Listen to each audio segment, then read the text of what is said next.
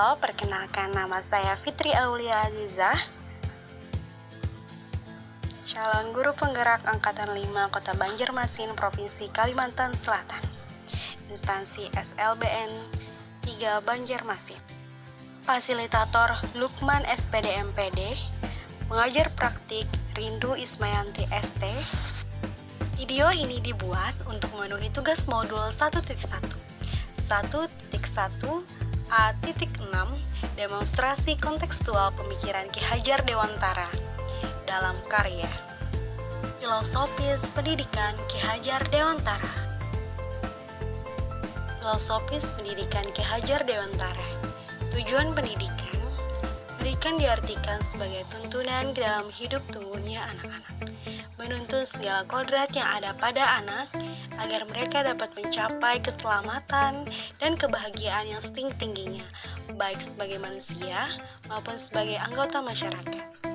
Ki Hajar Dewantara memiliki semboyan, ada 3. Yang pertama adalah Ing Ngarso Sing Tulodo, yang artinya menjadi seorang pemimpin harus mampu memberikan suri tauladan. Ing Madyo Mangun Karso, artinya seseorang di tengah kesibukannya harus juga mampu membangkitkan atau menggugah semangat.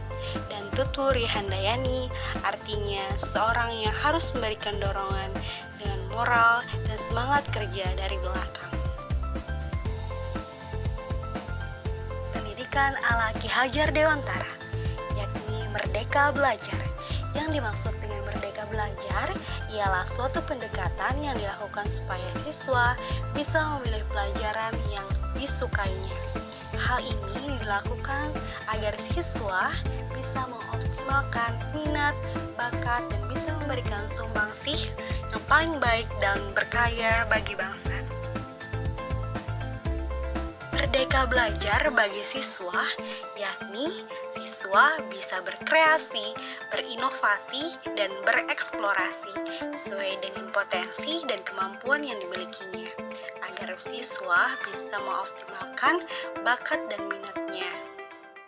Sesuai filosofi Ki Hajar Dewantara, pendidikan berpihak pada siswa. Yang dimaksud dengan pendidikan berpihak pada siswa, yakni pembelajaran yang berpihak dalam memberikan kesempatan kepada siswa dengan mengungkapkan pendapat. Kemudian, memberikan kebebasan dalam membangun sendiri pengetahuannya, yakni tidak harus selalu mengikuti keinginan gurunya. Dengan memberikan pembelajaran yang aman, nyaman, agar siswa belajar dengan senang dan bahagia, sesuai dengan potensi, bakat, dan minat yang dimilikinya. Menurut Ki Hajar Dewantara, pendidikan ibarat petani dan biji jagung. Petani dan biji jagung, apabila biji jagung itu ditanam di tempat yang baik, maka juga akan menghasilkan jagung yang baik. Dengan lingkungan yang baik, dengan petani yang selalu merawatnya, maka jagung itu juga akan mendapatkan hasil yang baik. Begitu juga dengan pendidikan. Apabila seorang guru itu memberikan ilmu yang bermanfaat, bisa mengajarkan, mengarahkan, dan menuntun siswanya dengan kasih sayang, maka siswa itu juga akan terbentuk menjadi siswa yang baik.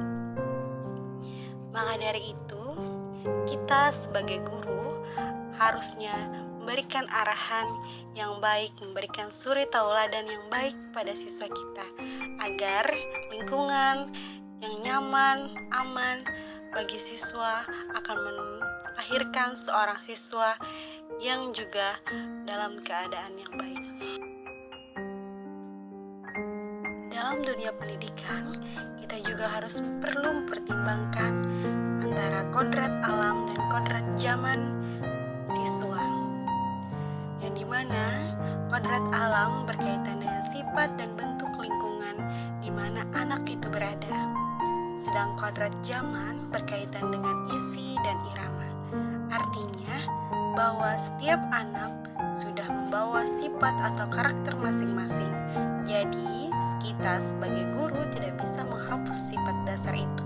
Yang bisa dilakukan adalah menuntun dan membimbing mereka agar muncul sifat-sifat baiknya sehingga menutupi sifat-sifat dari keburukan itu.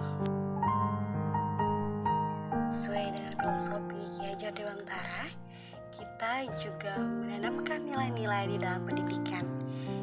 Itu ada nilai budaya gotong royong, menghormati, saling menghargai, bertoleransi, dan bernuansa religi, serta banyak nilai-nilai budaya lain.